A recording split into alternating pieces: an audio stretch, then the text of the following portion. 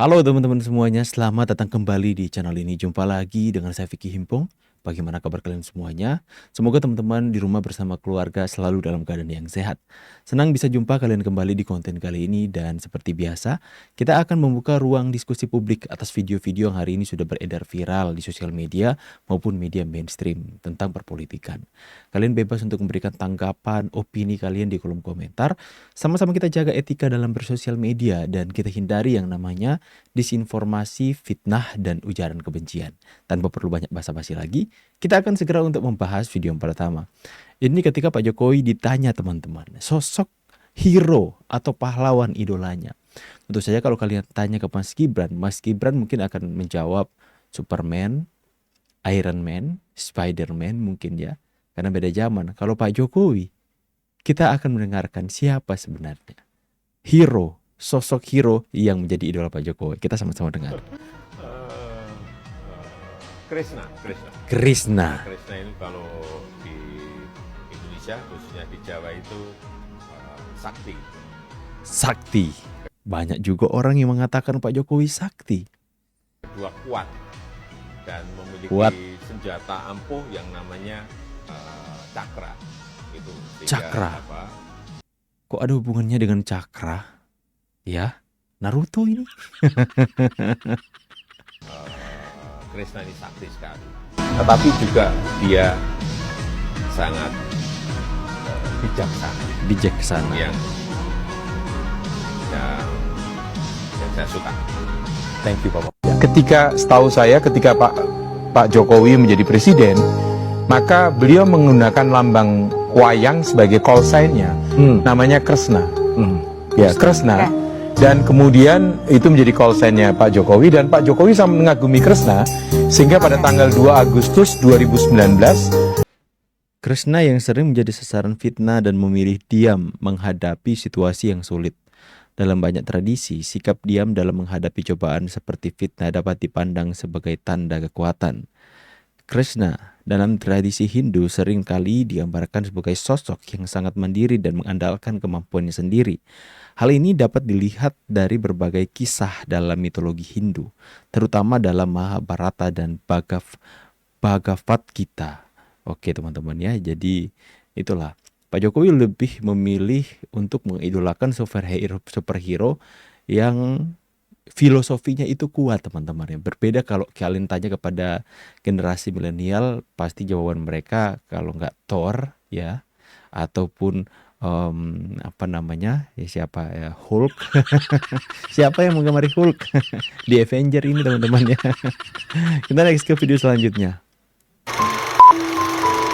95% Jokowi Trah Sunagiri. Wah, orang ini mengklaim Pak Jokowi 95% itu mempunyai keturunan atau terahnya adalah Sunan Giri. Apa yang membuat dia mempunyai keyakinan yang begitu kuat, sama seperti keyakinan Roy Suryo yang mengatakan 99% ijazah Jokowi palsu tapi nggak mau masuk ke pokok perkara. Bisa aja lo bang nyambungin. Kita dengarkan secara seksama teman-teman ya. Hampir saya don ini meyakini bahwa Presiden Jokowi itu adalah keturunan langsung dari Sunan Giri. Keturunan langsung dari Sunan Giri. Kiai Nitimengoro punya anak Syekh Abdul Jalal. Syekh Abdul Jalal ini adalah anunya Pangeran Diponegoro ya ketika itu. Terus Kiai Abdul Jalal punya anak Abdul Jalal. Abdul Jalal yang ini punya anak Kertotrumo. Kertotrumo punya anak Abu Bakar. Abu Bakar punya anak Muhammad Qorib. Muhammad Qorib punya anak Yahya. Yahya punya anak ayahnya Pak Jokowi. Oh iya, emang ada silsilahnya teman-teman? Ada silsilahnya kah?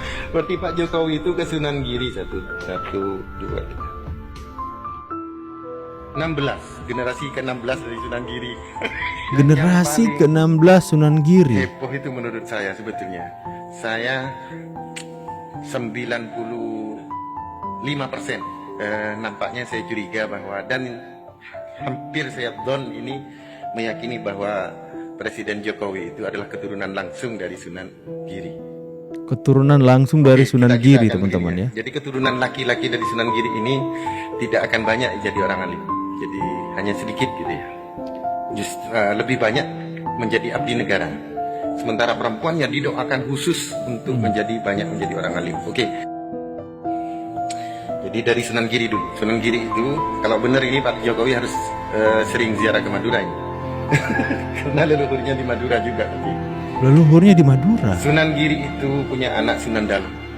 Sunan Dalem itu kesebut juga dengan Sunan Kidul. Nah, wakilah ini ketika beliau itu sudah mau resign gitu ya dari raja, beliau itu menyepi gitu ya ke Madura, daerah sini, daerah Sukolilo. Beliau dengan berapa istri ya, ada di di Kolak ya, makamnya ada di Kolak di Madura sini. Pesarian Sunan Dalem Kolak, nah itu bisa cari di internet ya. Jadi Sunan Giri punya anak Sunan Dalem. Nah ketika Sunan Dalem ini belum sampai wafat ya, sebelum dia wafat langsung digantikan kepada putranya yaitu Sunan Prapen. Nah kan Sunan Prapen sudah menjadi raja di Giri Kedaton ya, atau menjadi raja ketiga ya. Nah ayahnya itu kemudian ada di Madura. Tapi wallahu a'lam ini ya, karena kayaknya di Giri sana kan ada makamnya Sunan Dalem gitu ya, wallahu a'lam. Tapi kalau di manuskrip kami beliau itu hijrah ke Madura. Jadi pergantian kerajaan itu tidak sampai wafat Sunan Dalem. Jadi sebelum wafat sudah Sunan Prapen dinaikkan, beliau ke Madura sampai wafat. Sunan Dalem itu punya anak diantaranya kan tadi Sunan Prapen ya yang jadi raja, kemudian Panembahan Agung Surabaya, dan lagi Pangeran Sueb ing Sopo. Jadi kadang beliau disebut dengan Pangeran Sopo juga. Nah kemudian karena beliau setelah sudah mau dewasa itu sudah mau sepuh, mau menggantikan dikadang-kadang menjadi ganti dari kakaknya, beliau bertapa, berkhulwat di gua, sehingga dinamai Pangeran Kawis Guwo. Nah, Pangeran Kawis Guwo ini adalah anak daripada Sunan Dalem ya, adiknya Sunan Prapen. Ibunya siapa? Yaitu ibunya ini adalah putri daripada Sunan Mojoagung ing Gunung Jati. Pangeran Sueb ing Sobo atau Pangeran Sobo atau Pangeran Kawis Guwo ini menikah. Saya jadi penasaran dengan sosok Sunan Giri teman-teman ya. Coba saya akan coba tanya ke chat GPT, ke AI, siapa sosok Sunan Giri. Coba kita akan bacakan bersama-sama teman-teman ya. Siapa sosok Sunan Giri? Nah kita lihat di sini sudah ada ya. Sunan Giri lahir sekitar tahun 1442 Masehi di Blambangan.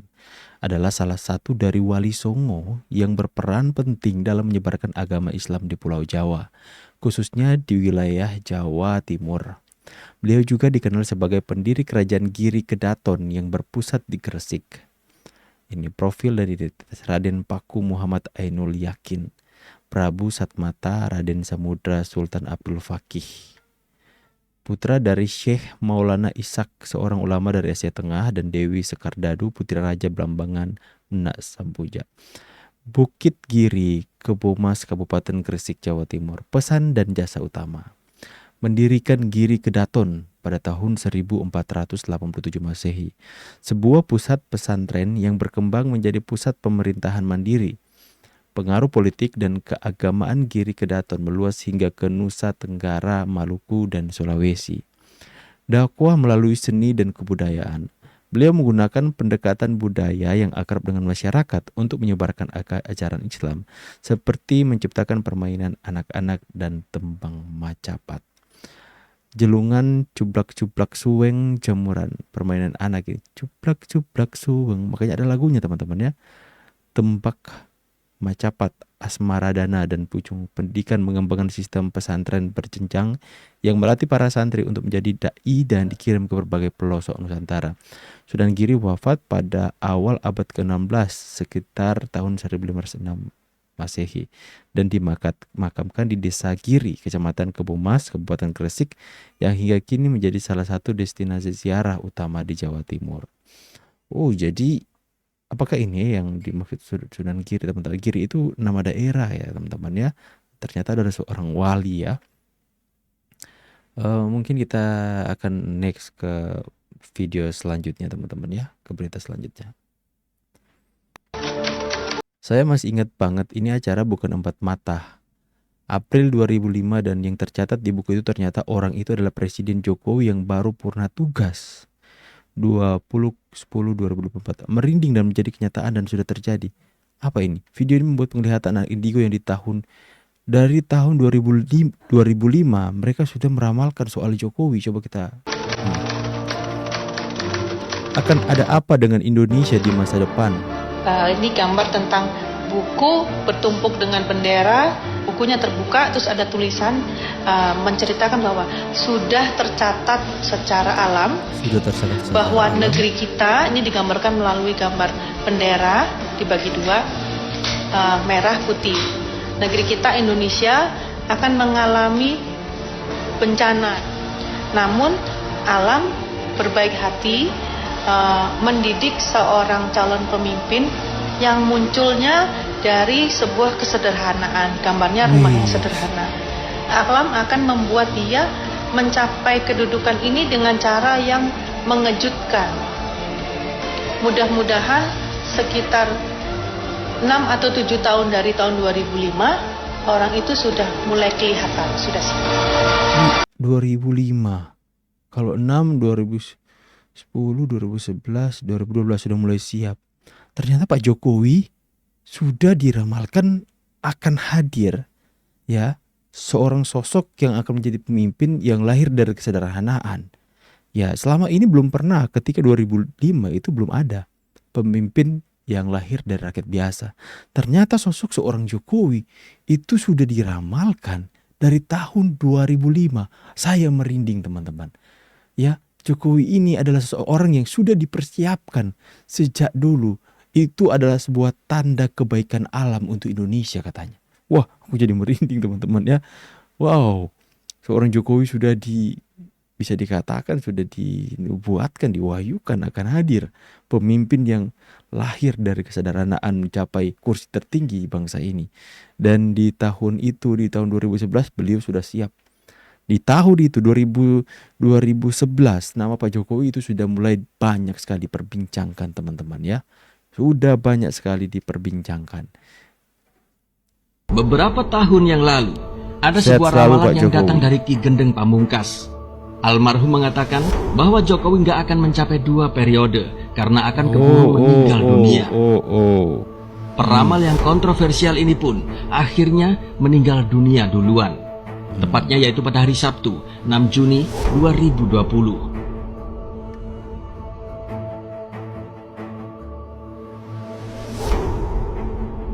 Ini kalau berikut sepak terjangnya selama ini.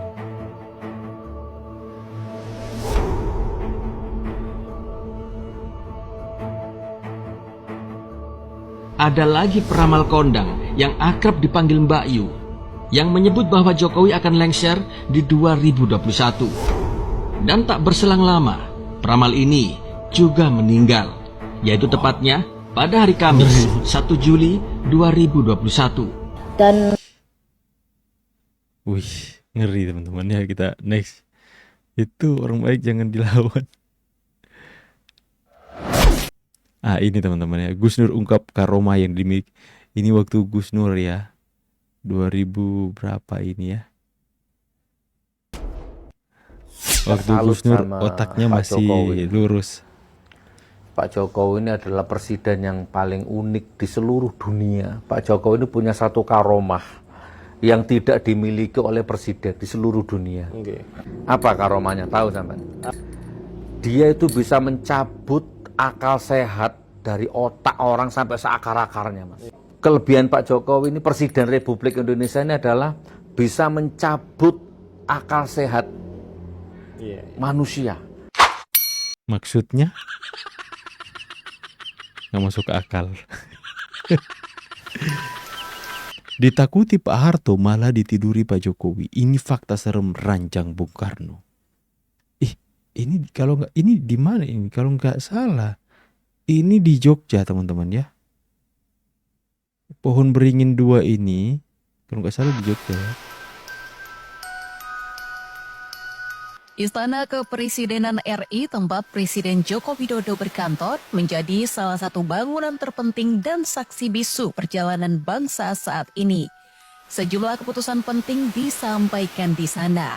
Istana Kepresidenan juga menjadi tempat menerima tamu negara. Karena itu, tak salah bila Istana Negara juga disebut menjadi simbol kedaulatan sebuah negara.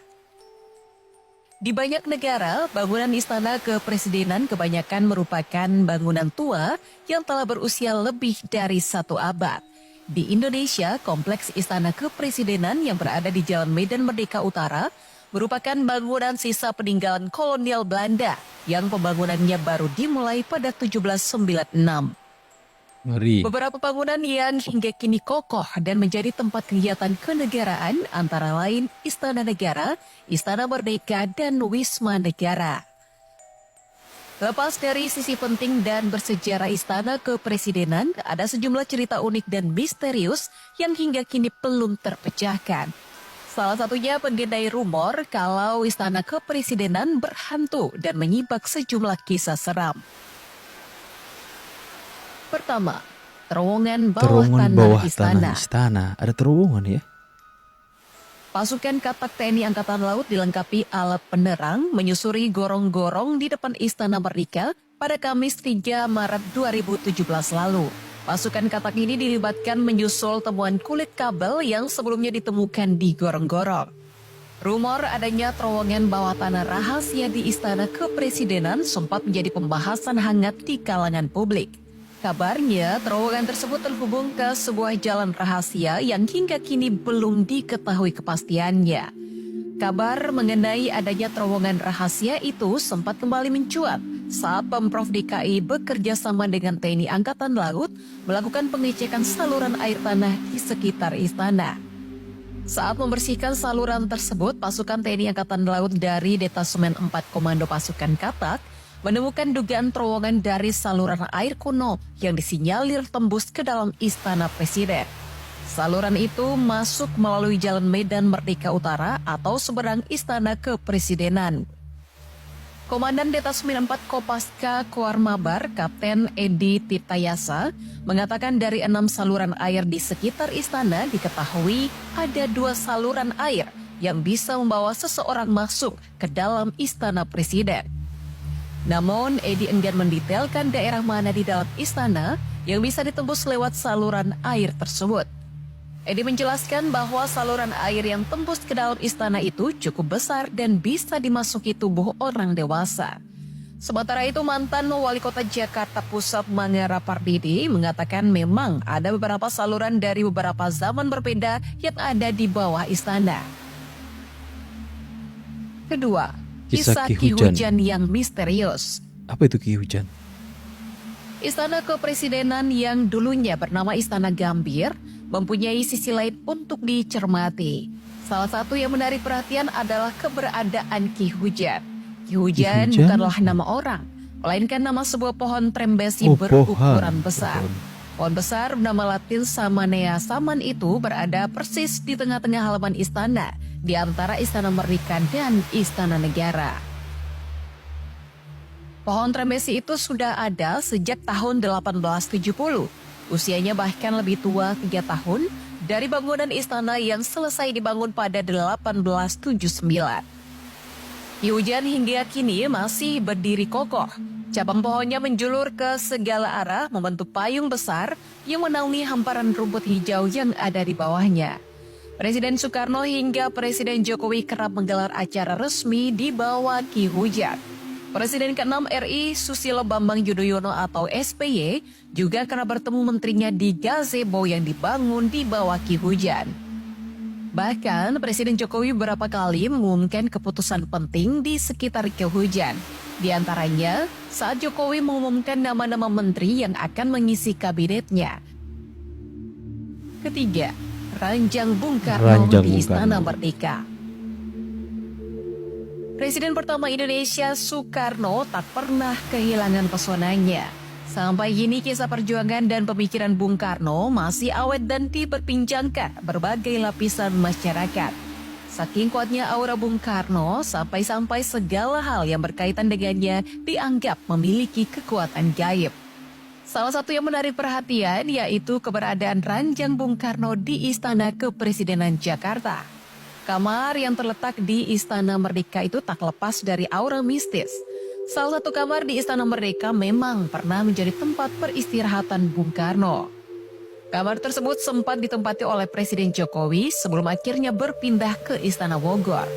Padahal, selama ini tak ada presiden setelah Bung Karno yang berani menempati kamar tersebut, termasuk Megawati Soekarno Putri. Ranjang di ruangan yang pernah ditempati Bung Karno untuk istirahat tersebut memiliki ukuran yang sangat besar. Mantan Gubernur DKI Jakarta Basuki Cahayapurnama mengakui kalau dirinya merasakan aura mistis saat diajak Jokowi melihat kamar tersebut di Istana Merdeka. Ternyata dituturkan Ahok saat tinggal di rumah dinas Wali Kota Solo, Jokowi juga tidur di kamar yang pernah ditempati Bung Karno. Dengan begitu, Jokowi sudah terbiasa. Ahok juga sempat menanyakan kepada Jokowi apakah Presiden ke-7 RI itu tidak merasakan aura mistis di kamarnya sekarang. Namun Jokowi menyampaikan tidak ada hal-hal aneh saat ia tidur di kamar tidur Presiden tersebut. Keempat, pengakuan Soeharto. Rumor soal cerita bangunan Istana Kepresidenan Jakarta berhantu bukan hanya isapan jempol. Sejumlah orang yang kerap beraktivitas di lingkungan istana mengaku pernah merasakan seramnya lingkungan istana. Putri kandung Presiden ketiga Abdurrahman Wahid Yeni Wahid mengakui hal tersebut. Dia bahkan sempat mengingatkan Presiden Jokowi yang kala itu baru dilantik menjadi presiden pada 2014 lalu bahwa bangunan di istana mempunyai hawa mistik. Rumor istana presiden berhantu juga sempat disampaikan oleh penulis buku Gus Dur, The Authorized Biography of Abdurrahman Wahid, Greg Barton. Dalam bukunya, Barton menyebut kalau Presiden Soeharto tidak pernah tidur di istana selama 32 tahun berkuasa. Greg Barton mengungkapkan Soeharto tidak pernah tidur di Istana Merdeka karena takut dengan hantu-hantunya. Adanya makhluk halus di lingkup Istana Merdeka juga dibenarkan Munib Huda Muhammad, mantan ajudan Gus Dur. Bikin merinding suara back sound-nya teman-teman ya. Ya itulah sedikit cerita-cerita mistis ya. Dan juga hal yang terkait dengan spiritual.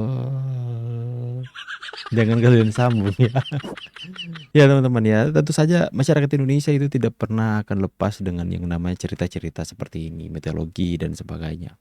Karena kita adalah bangsa yang suku dan budayanya itu masih melekat dengan hal-hal yang bisa dikatakan menarik untuk dibahas tentang supranatural seperti ini. Apalagi bercerita tentang bagaimana orang yang menceritakan latar belakang dari peradaban kuno ya seperti kerajaan-kerajaan. Tentu saja Indonesia sangat melekat budayanya seperti ini teman-teman. Makanya ini ketika membahas ini selalu menjadi pembahasan yang menarik. Bagaimana pendapat kalian? Apakah kita akan terus mengungkap atau menampilkan tayangan-tayangan seperti ini?